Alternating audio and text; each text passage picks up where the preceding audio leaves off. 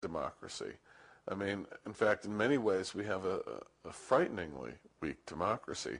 There is an unfortunate sense as well of powerlessness, that there really isn't very much that can be done about the state of things. You can't have 280 million people and say that two political parties represent the thinking of 280 million people. That's just think about that. If you are, just step back and look at that.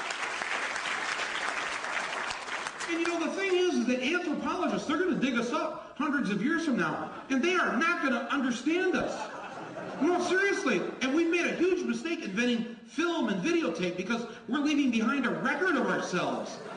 We have a situation in which a significant percentage of the population doesn't vote, doesn't care about the issues, is tuned out entirely, is what we call depoliticized.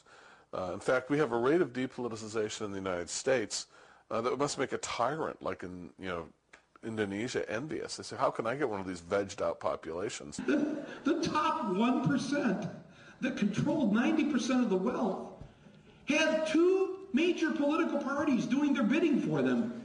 And the other 99% had no political party on the ballot representing them.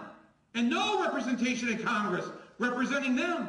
And yet that 99% ran around waving little flags going, we're free! We're free! We live in a democracy! Woohoo! Oh, we're going to look like assholes. No, seriously, folks. We got to leave a note behind and explain our actions. We have more instant access to information as consumers and as citizens than we've ever had in the history of the country. That does not necessarily mean we're better informed. And that's a fascinating irony by itself.